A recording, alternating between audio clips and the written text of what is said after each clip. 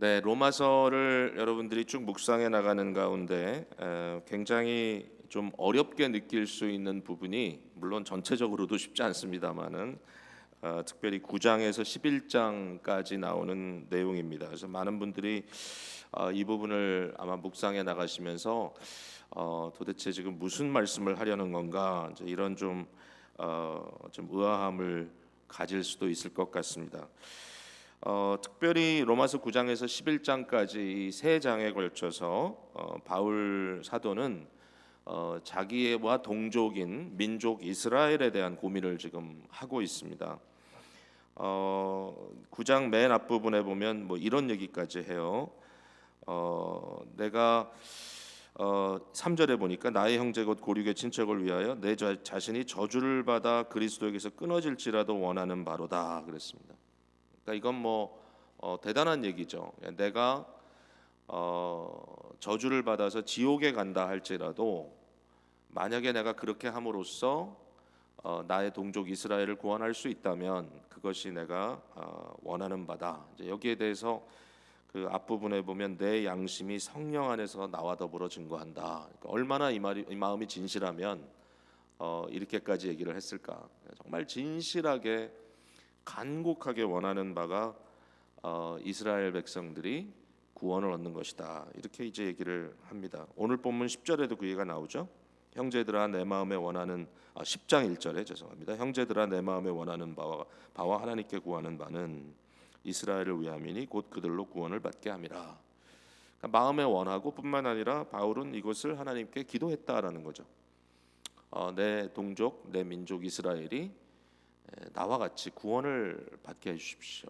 혹시 제가 구원으로부터 탈락되는 것이 저들에게 유익한 일이라면 그렇게라도 해도 좋습니다. 이렇게 아주 거의 뭐 극단적인 표현까지 쓰면서 이스라엘의 구원에 대해서 깊이 고민하고 있습니다.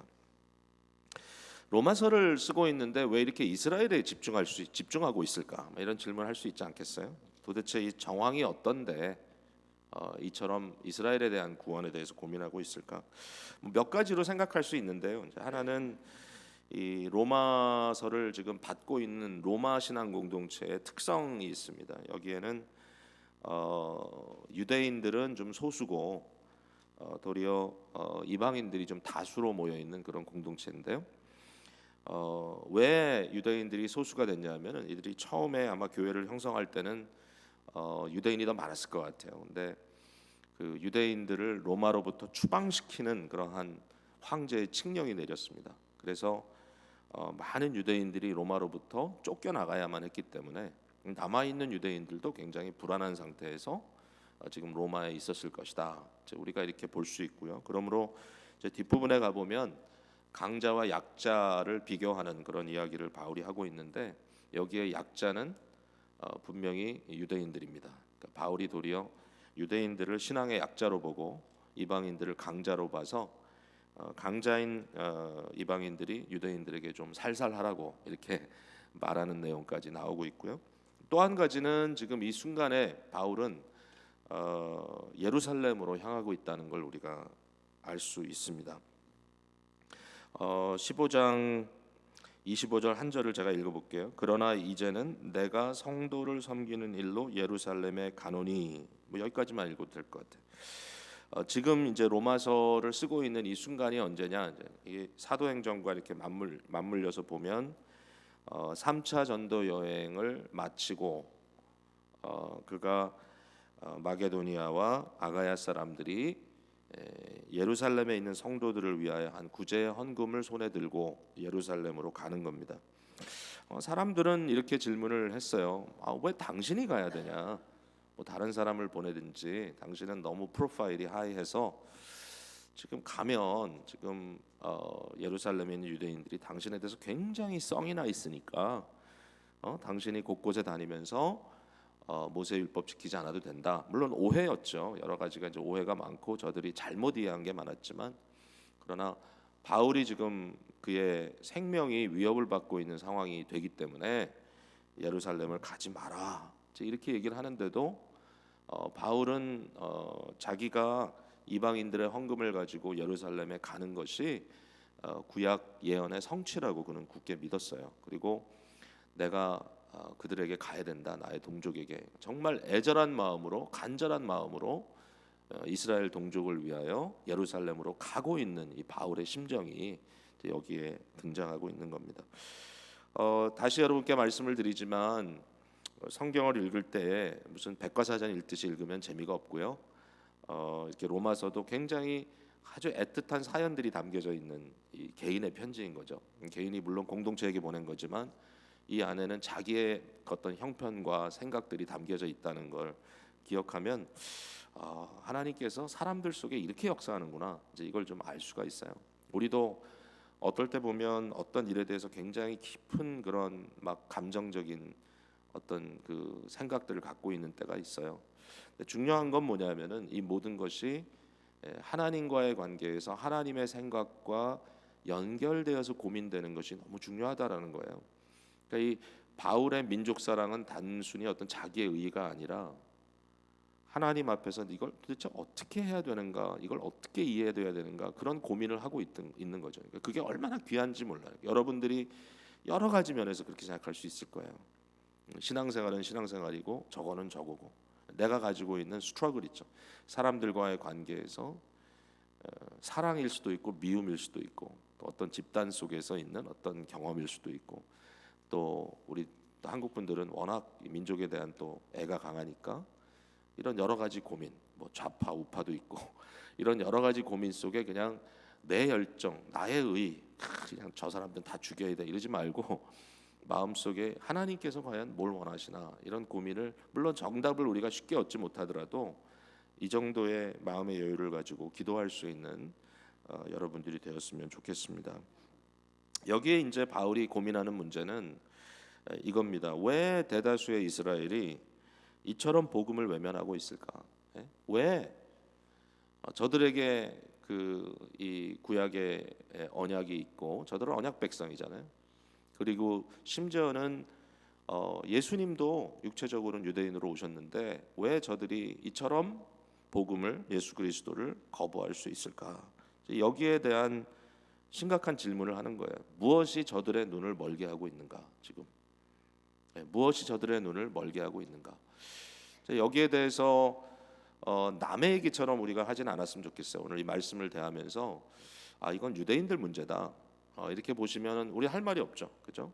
근데 사실 이제 이런 위험을 생각할 수 있는 거예요. 자, 구약의 이스라엘들을 우리가 옛 언약 또는 신의 산 언약 이렇게 부를 수 있어요. 그 언약의 백성입니다. 그러니까 저들이 애굽으로부터 구원받았잖아요. 저들도 애굽으로부터 다 탈출하고 홍해를 건너서, 심지어는 고린도전서에 보면 모세와 함께 그들이 세례받았다 이렇게 표현하잖아요. 그리고 광야에서 40년 동안 연단도 받았잖아요. 근데 중요한 문제가 뭐냐면은 이 구약 언약 속에, 이 구약 언약이라는 말보다 모세 언약이라고 하는 게 좋겠네. 모세 언약 시대에 살고 있었던 이 출애굽 이스라엘 백성들이 다 구원을 받지 못했어요. 그들의 실제적인 영혼이, 여러분이 아시다시피 많은 사람들이 리젝션을 당했다는 거죠. 그러니까 이게 우리로서는 굉장히 의아한 거잖아요. 그럼 구원을 패러다임을 우리가 어떻게 이해해야 돼? 자, 근데 보세요. 지금 우리는 어느 시대에 살고 있어요? 예수 그리스도의 대속의 은혜를 믿고 하나님께서 그리스도 안에서 우리에게 거저 주시는 바 구원의 은총을 받아 누릴 수 있는, 그러나 이것이 절대로 거기서 끝나는 게 아니죠. 회개와 믿음으로 그리스도 안에 변화되어 새 생명을 살아가는, 우리는 새 언약 공동체죠. 새 언약 공동체. 우리를 은혜 언약 속에 들어와 있는 새 언약 공동체다. 이게 교회의 굉장히 중요한 한 그림입니다. 여러분, 교회는 언약 공동체입니다. 언약. 그러니까 하나님과 우리는 집단적인 언약 속에 있습니다. 교회 공동체는. 여러분 세례 받았죠? 교회 멤버가 됐죠? 근데 이제 여기에 심각한 질문을 던질 수 있는 겁니다. 자, 그러면 교회 안에 들어와 있는 사람들은 다 구원받았느냐? 이렇게 질문하면 갑자기 왜 느닷없이 저런 무시무시한 질문을 하느냐? 근데 여러분, 이건 현실이니까 우리가 좀 직시해야 돼요. 이 은혜의 언약 속에 들어와 있는 교회 공동체 안에 멤버십을 갖고 있다고 해서 구원받은 거 아니에요. 그러니까 이걸 제가 이렇게 말을 하니까 도대체 그럼 다 지금 신앙에서 우리를 떨구겠다는 거 아니죠. 여러분 참된 믿음을 갖고 있고 여러분의 삶 속에 믿음의 열매로서의 회개와 진정 심령 속에 하나님에 대한 어떤 그 사랑, 하나님의 공의, 하나님의 긍휼에 대한 하나님의 말씀에 대한 사랑이 우리 속에서 있는지 없는지는 여러분이 알 거예요. 어느 누구도 판단할 수 없어요. 그리고 어떨 때는 심지어는 우리가 지금 올바른 자리에 있는지를 모를 때도 있어요. 모를 때도 있어요. 예를 들면 예수님께서 그 마지막 심판을 하실 때 오른편 왼편으로 나눴어요. 그죠? 양과 염소를 나눴어요. 그리고서 이제 얘기를 하셨어요. 양들에게는 영원한 복에 들어가라. 염소에게는 아니다. 그랬어요. 근데 사람들이 이유를 몰랐어요. 뭐 이런 얘기를 하시죠. 내가 배고플 때 너희가 먹을 것을 주었고 내가 목마를 때 뭐 나를 주었고 이렇게 쭉쭉 얘기를 하는데 그 양들은 영문을 모르는 거예요. 주님, 우리가 언제 그렇게 했습니까? 그러니까 이게 참 어려운 질문이에요. 어려운 질문이에요. 물론 이제 지금 말씀드린 그런 어떤 약한 자를 돌보고 형제를 사랑하고 이제 이런 것들이 그런 구원의 기준이란 말인가? 여러 가지 이슈가 있으니까 너무 심플하게 생각하지 마세요. 그런 얘기를 하려는 게 아니라 여기 중요한 건 뭐냐면 구원을 받은 자도 어떨 때는 자각을 못할 때가 있을 수도 있어요. 그러니까 심플하진 않아. 그러나 제가 말씀드리는 건 뭐냐면 교회 안에 들어왔다고 해서 나는 죽으면 천당 간다 이런 식의 생각은 굉장히 위험하다는 거예요. 구원파적인 사고가 너무 위험한 거예요. 오늘 이 순간에 여러분의 마음속에 그리스도 안에서 하나님과 교통하고 성령 안에서 여러분의 마음에 영원한 생명에 대한 인치심을 가지고 과연 내가 살아가고 있는가? 뭐 이런 질문이 참 말씀드리지만 쉽진 않아요. 그러나 제가 오늘 말씀을 통해서 나누고 싶은 건 뭐냐면 어쨌든 구약의 이스라엘을 아니 이 모세 언약 속에 있었던 이스라엘들이 왜 그리스도를 거부했는가? 왜 그들의 종교가 그들을 어둡게 했는가? 종교가 없는 게 아니에요. 종교가 있는데 그들의 눈이 어두워졌단 말이에요. 왜 그랬는가? 이것을 우리가 살펴보면서 혹시라도 내가 잘못 믿고 있는 건 아닌가? 한번 생각해 봐야 된다는 거예요. 제가 지난주에 고민을 많이 하면서 이 말씀을 준비했어요. 제가 저도 고민을 했어요. 나는 구원받았나? 네. 아니 목사까지 그렇게 하다면 우리 다 어떡하란 말입니까? 이럴 수 있어요. 그러나 저는 생각해 보니까 굉장히 헬티한 것 같아요. 왜냐하면 제가 봤을 때 목사가 된다고 구원받는 거 아니에요. 좀 죄송한 얘기지만 뭐 장로가 된다고 구원받는 거 아니에요. 예, 교회 안에서 무슨 사람들에게 저 사람 예수 잘 믿어. 그게 구원받는 증거는 아니에요. 이 겁나는 거죠. 봉사한다고 구원받는 거 아니에요. 하나님 그 은혜 가운데 내가 거하고 있는가? 예수 그리스도 안에 내가 정말 그 은혜 속에 들어가 있는가? 이러한 영적인 변화의 역사가 우리 속에 나타나는 것. 내가 정말 주 앞에 겸손하게 나의 삶이 지금 변화되어 가는 과정 속에 있는 이런 것들이 전혀 감지되지 않는다면 오늘 한번 이 질문을 던져봄직합니다. 여러분의 결과가 참 내가 예수만 믿어야 되겠다 이런 결과가 나오면 그게 답입니다. 자, 어쨌든 자 오늘 본문에서 바울 사도는 하나님의 의로 나타나신 예수 그리스도가 유대인들에게는 거치는 바위가 됐다 이렇게 설명을 합니다. 이 거친다, 거치는 돌이다 이 말은 헬라어로 스칸달론이라고 하는 단어니까요. 이게 이제 고린도전서에서도 등장을 하죠. 스칸달론이라는 단어에서부터 영어 단어 스캔달이라는 단어가 이제 파생이 되죠. 스캔들 그러면은 뭐죠? 스캔들 그러면은 뭔가 그 굉장히 큰 오펜스죠. 뭔가 이렇게 저렇게 안 돼야 되는데 저런 일이 생겼기 때문에 그로 인하여 많은 사람들이 실족해 되는 거죠. 오늘날 당연히 스캔들이 될 만한 것들이 교회 안에 있어가지고 스캔들이 되는 경우가 있습니다. 그러니까 뭐 이런 얘기를 또 하자면 또 머리 아프죠. 근데 하여튼 교회 안에 있는 일들이 어떤 스캔들이 되는 경우가 있습니다. 그러니까 교회 안에 도저히 있어서는 안 되는 그런 일들인데 그런 일들이 벌어진다. 교회가 사유화되기도 하고 어떤 힘 있는 사람에 의해서 또 목회자들이 아주 부도덕한 어떤 행동을 했다가 들키기도 하고 요즘 미국에서는 목회자들도 이렇게 아주 우울증에 빠져서 그런지 자기 생명을 이렇게 끊는 그런 일들이 있어가지고 심각한 지금 그 목회자들 간의 어떤 이 고민들이 도대체 영적으로 우리가 어떤 관리를 해야 되냐 이런 얘기가 나올 정도. 이런 거는 여러분이 보시는 바와 같이 그건 스캔들이지. 그건. 교회 안에 세상 사람들의 눈에도 저거는 옳지 않아라고 하는 어떤 도덕적인 문제가 생겨서 그게 스캔들이 됐다면 그거는 당연한 스캔들이죠. 아쉽죠. 아쉽지만 당연한 스캔들이지만 여기에 바울 사도가 유대인들의 눈에 예수 그리스도가 스캔들이다라는 말은 그런 뜻이 아니죠. 그런 뜻이 아닙니다. 전혀 아닙니다. 반면에 정말 복음이 복음답기 때문에 예수 그리스도께서 하신 일이 정말 의아하기 때문에 정말 서프라이즈이기 때문에 유대인들의 관점에서 봤을 때는 에이 무슨 종교가 저래 어떻게 저게 진리일 수 있어 이렇게 반문하는 일이 생겼다라는 거죠.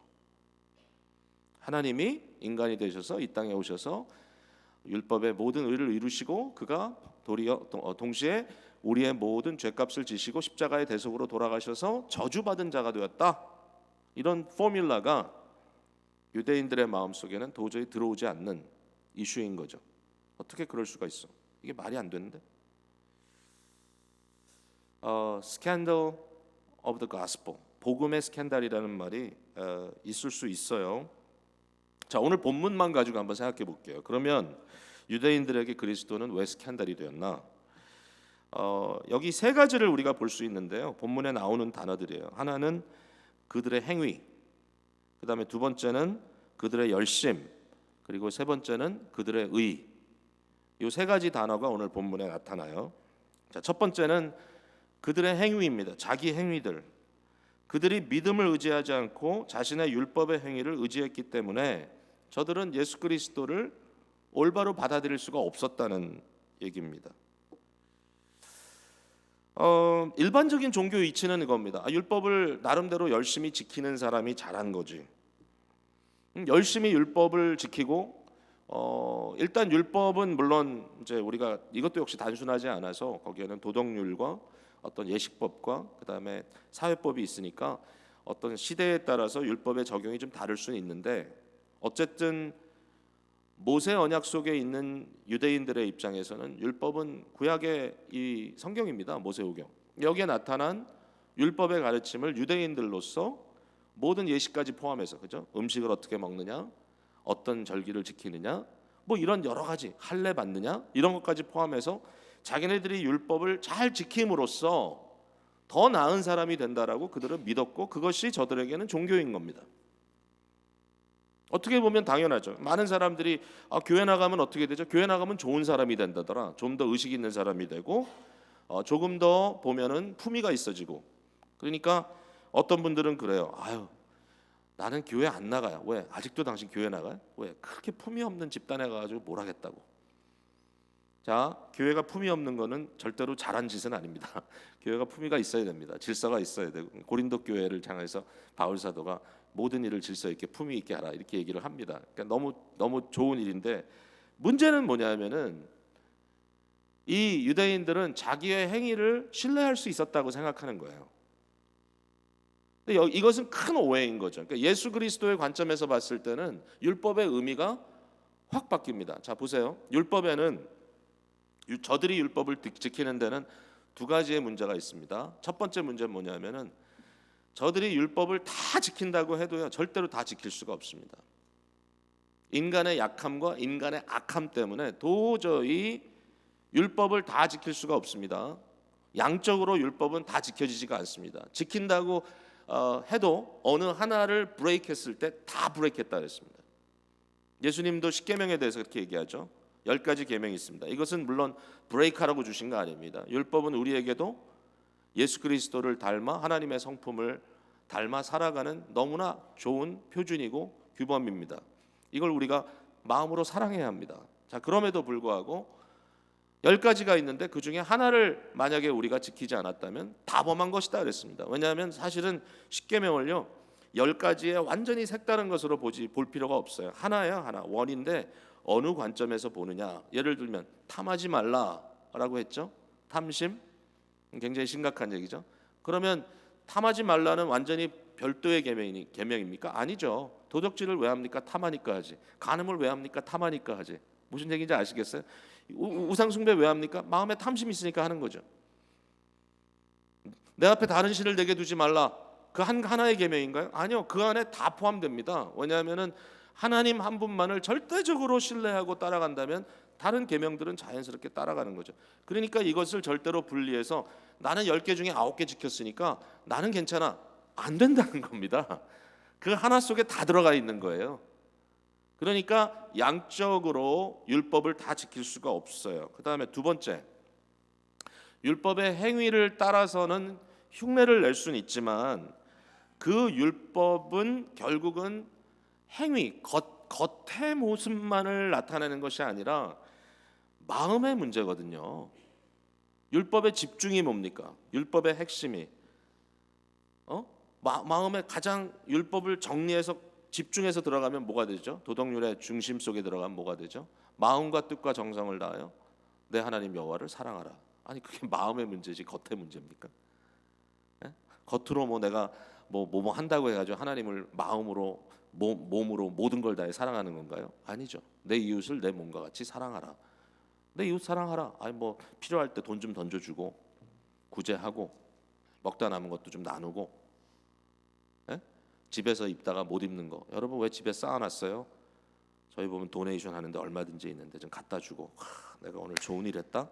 이웃 사랑입니까? 그게 성경이 말하는 내 몸과 같이 사랑하라. 전혀 다르죠. 심령의 문제거든요. 자, 그러니까 유대인들이 나는 율법을 지켰어. 율법을 지킴으로써 내 행위가 나를 보증할 거야. 나는 원래 이런 사람이야. 그게 안 되는 거죠. 왜? 양적으로 질적으로 하나님의 거룩하심에 이룰 수가 없는 겁니다.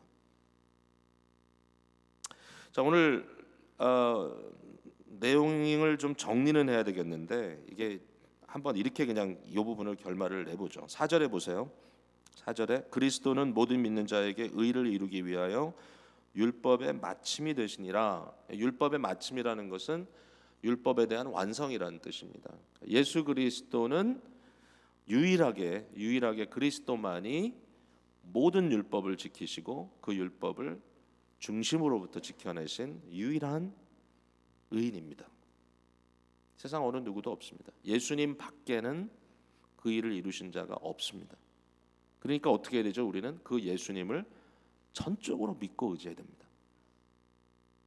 내가 헤엄 잘 친다고 바다 한가운데 빠졌는데 혼자서 가보겠다고 노력하면 안 되는 거예요. 나를 구하기 위해서 오신 구원자에게 전적으로 맡겨야 되는 거예요. 그래야 살아요. 그래야 우리의 심령도 변화돼요. 아멘. 그러니까 저들이 자기의 율법의 행위를 의지하지 않고 하나님께서 그들에게 주신 믿음의 대상을 전적으로 의지하고 그와 연합하고 그와 교통하고 그 안에서 자기의 의를 발견해야 되는데 그렇게 못했다는 거예요. 자, 넘어갈게요. 두 번째는 자기 열심입니다. 자기 열심. 그들이 하나님께 열심히 있었으나 올바른 지식을 따른 것이 아니었다라고 얘기합니다. 너무 치명적인 얘기예요. 치명적인. 2절에 이렇게 써 있죠. 10장 2절에 내가 증언하노니 그들이 하나님께 열심히 있으나 올바른 지식을 따른 것이 아니다. 열심을 인정할 만하죠. 열심 자체가 나쁜 것 아닙니다. 혹시 이런 이야기를 들을 때 그러므로 열심히 있는 사람은 다 나쁜 거야. 그럼 나는 열심히 안 해. 그것도 진짜 이상한 사람입니다. 따져보면 열심히 하면 나쁜 거니까 나는 아예 열심히 안 하겠어. 그러니까 이런 걸 보고 뭐라 그래야 되나? A를 가르치면 A는 안 배우고 엉뚱한 생각을 하는 거죠. C, D를 막 생각하는 거죠. 이래서 참 말씀을 잘 들어야 되나 봐요. 자기의 틀 안에 딱 집어넣고 듣는 대로 이상하게 적용을 하니까 오늘 사랑방에 가서 혹시라도 나는 그럼 열심히 안 할 거야 이런 사람 있으면 잡아내십시오. 그 뜻이 아니라고. 그런데 중요한 건 이거예요. 올바른 열심이 아닐 때는 그 열심이 해가 돼요. 여러분 우리가 싸움에도 열심히 할 때 있어요. 죄를 짓는 것도 열심히 질 때 있어요, 그죠? 근데 그런 열심은 정말 기발해요. 보면 어떻게 이렇게 죄를 지능적으로 짓는지. 여러분, 죄를 짓는데 숨어서 지려고 애쓰고 노력하는 그런 경우들 보셨습니까? 참 대단해요. 얼마나 잘 감추는지, 얼마나 잘 비껴가는지. 근데 그건 잘못된 열심이라는 거죠. 자, 여기에 이스라엘의 열심은 아마 그런 좀 비열한 열심이 아니었을지도 몰라요. 그들이 뭔가 하나님을 기쁘시게 하려고 열심을 냈을지도 몰라요. 그렇게 했을 거야 아마. 그러나 그럼에도 불구하고 그 열심은 잘못된 방향으로 갈 수 있다라는 거예요. 마이클 홀튼이라는 분이 쓴 책을 지난주에 제가 좀 일부 읽어봤는데 뭐 꼭 무슨 연결해서 읽은 건 아니에요. 그냥 읽다 보니까 거기에 재밌는 그 자기 얘기가 하나 나오더라고요. 충분히 이해가 되는 것 같아요. 뭐냐면 자기는 한 번도 아내에게 선물을 사준 것이 정중한 적이 없다. 그러니까 무슨 얘기냐면 선물을 사주면 항상 아내는 불만족스러워한다. 그 선물에 대해서. 그래가지고 아내가 하는 말이 왜 내게 물어보고 사지 않느냐라고 항상 얘기를 한다는 거야 아내가. 그러면 자기의 입장은 뭐냐면 애니버서리건 당신 생일이건 어떤 상황이건 내가 당신한테 서프라이즈를 해주고 싶은데 그 서프라이즈가 안 되지 않느냐.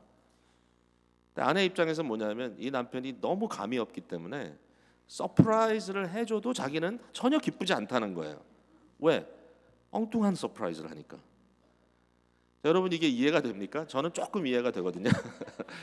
그러니까 자 그러면 잘한 거냐 못한 거냐는 거죠. 그 정성을 봐줘야지. 서프라이즈 좋잖아. 근데 자기가 깨달아진 게 뭐냐면 내가 아무리 서프라이즈를 해도 그 서프라이즈는 아내에게는 서프라이즈가 아니라 샤크라는 거예요. 그러니까 여기는 문제가 자 열심히 했는데 그 열심이 올바른 열심이 아니었다. 이것에 대해서 누구보다 바울은 잘 알고 있었습니다. 왜? 바울이 교회를 핍박할 때 그는 하나님께 대해 정말 특심이었습니다. 왜 했어요? 자기의 프로모션 위해서 했나요? 그것도 아니었어요. 몰라요. 조금 그런 게 있었는지도 모르겠지만 하여튼 열심을 엄청 냈어요. 열심히 했어요. 주님이 좋아하시는 것이다라고 생각하고 주를 위하여 이단자들을 핍박했어요. 이단자라고 생각한 거죠. 나사렛 예수, 예수당. 근데 나중에 보니까 아니었어요. 바울은 엄청나게 샤크를 받았어요. 정말. 그리고 그의 라이프 스토리를 보면 3년 동안 아라바 사막에 가가지고 이 문제를 깊이 고민했어요. 내가 도대체 무엇을 위해 그렇게 열심히 뛰어다녔던가? 하나님의 뜻은 뭔가? 참 지식이 뭔가? 여러분 누구에게 좀 이렇게 미스리딩을 당해가지고 뭔가 열심히 했는데 나중에 보니까 완전히 잘못됐구나라고 생각했던 경우들이 있습니까? 있죠. 아마 있을 거예요. 사업적으로도 그럴 수 있고요. 신앙생활 하는 쪽에서도 그럴 수 있어요. 제가 예전에 타 지역에 있는 어떤 교회를 섬겼던 적이 있어요. 교회를 섬기는데 제 어떤 영향력 안에서 전체적인 교회의 분위기를 바로 만들어갈 수 있는 그런 상황이 안 됐어요. 교회는 계속해서 큰 분쟁으로 빠져들어가고 주위에 함께 일하는 목회자들이 휘말려 들어가는 모습을 보는데 아무리 제가 울며 불며 말려도 안 되더라고요. 그 상황에서 저만 잘했다는 얘기는 아니에요. 그러나 결론적으로 제가 마음속에 이런 생각이 있었어요. 아무리 생각해도 저의 개인적인 신앙적인 확신이나 또는 양심의 자유로 비춰봤을 때 내가 이 상황에서는 목사니까 그냥 목사 편 들어야지 그게 안 맞더라고요. 제 마음에. 근데 어떻게 될지 모르겠어요. 인간의 정이 있으니까 빠져나갈 수도 없고 그 안에서 그냥 같이 싸워야 되나. 여러분 교회 싸움하다 보면 그런 경우 있죠. 그냥 같이 싸우는 경우. 네 편 내 편 나눠놓고 왜? 빠지면 안 될 것 같아서. 근데 저도 그런 경우가 있었어요. 정말 힘들었어요. 어떻게 해야 되지? 고민하고 있는데 그 와중에 제가 이 필라델피아를 잠깐 방문하게 됐어요. 여기 방문을 했는데 아마 이 얘기 들은 분들 계실 거예요. 제가 어떻게 하다가 킹 오브 프러시아 쪽에 이렇게 밸리 포지 쪽에 갔다가 턴파이크를 탔는데 오랜만에 왔더니 이스트 웨스트가 헷갈린 거예요. 그래가지고 이스트로 가야 되는데 웨스트로 탔어요. 저는 윌로 그룹 쪽으로 가야 되는데 갑자기 저쪽 파츠타운, 다우닝타운 쪽으로 가는 걸 탄 거예요.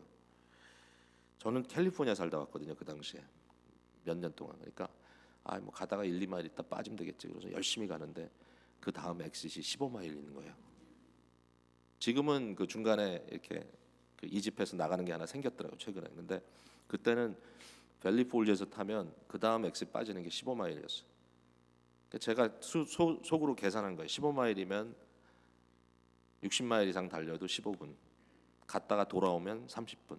야, 내 인생에 이 아까운 30분을 완전히 길에서 허비하는구나. 그리고서는 열심히 달려가지고 빠져가지고 다시 돌아가지고 돌아왔는데 그것만 했겠어요? 톨비까지 냈지? 자, 어쨌든 그 경험을 하면서, 그러니까 지금 밸리포즈에서 타가지고 다우닝타운으로 그 15마일을 가면서 제 마음속에 이런 생각이 들더라고요. 야, 잘못된 길은 빨리 돌아 나올수록 좋구나.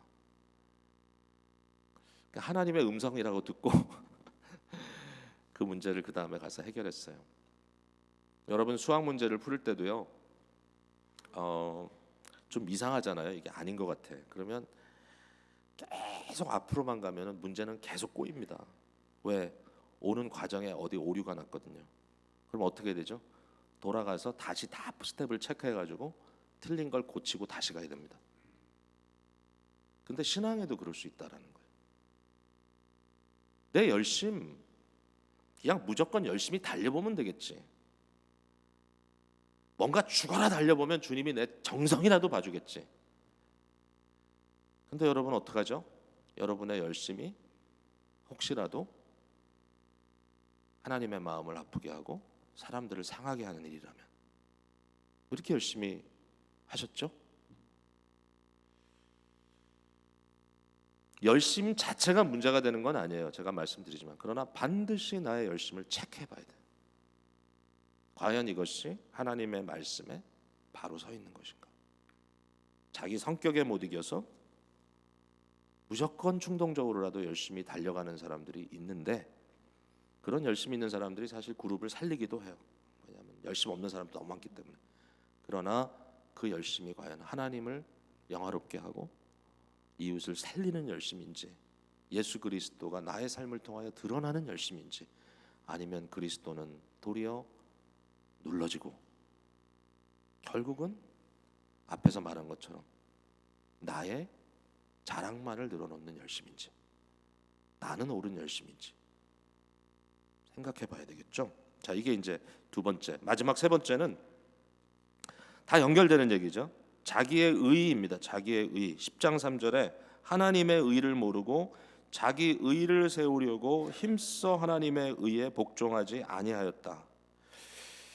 자기 의를 세우기 위해서 하나님의 의에 복종치 않았다.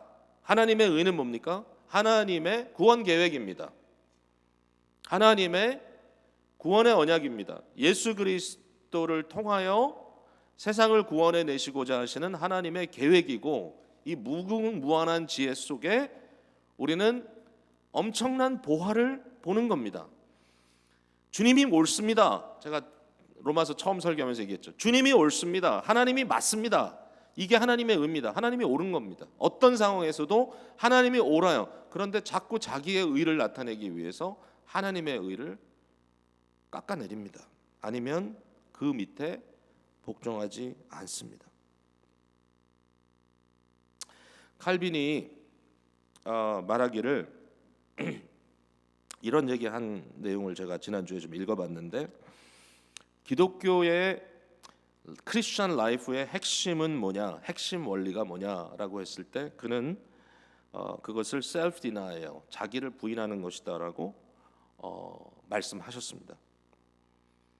자기 부인이 기본적인 크리스천 라이프의 핵심이다.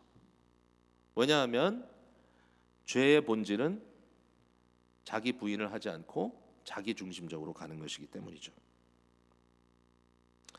만약에 어떤 사람이 도덕적인 삶을 살기 위하여 추구하고 덕망을 쌓기 위하여 애를 쓰고 있다 할지라도, 그분의 말입니다. 만일 그가 자기 부인, 셀프 디나이얼의 원리를 알지 못하면 결국 이 모든 것은 타인으로부터 칭송과 인정을 받으려는 노력이요. 그러면서 마지막에 이렇게 썼습니다. 교만을 부리려고 하는 기회를 얻고자 합니다. To give himself, herself a chance to exercise pride. 결국은 자기의 교만을, 자기의 이 교만됨을 exercise, 그것을 부려보려고 하는, 이 교만기를 부려보려고 하는 기회를 찾기 위한 방법으로 내가 더 나은 사람이 돼보려고 했다. 덕망을 쌓으려고 했다. 왜? 그 중심에 자기 중심성이 여전히 남아있기 때문에. 자기의 의라는 말은 뭡니까? 여기 의는 분명히 자기 생각에도 좋은 거라고 생각했을 겁니다. 그러나 내가 하는 겁니다. 내 의입니다. 다 앞에 부분과 맥이 통하는 얘기죠.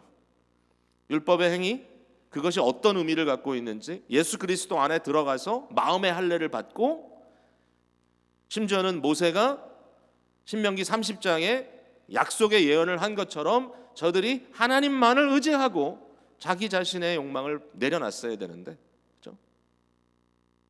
이 말씀은, 이 계명은 너에게서 멀리 있는 것이 아니니라. 10장 그 이후에 나오죠. 바로 신명기 10장에 나오는 얘기입니다. 30장에 나오는 얘기입니다.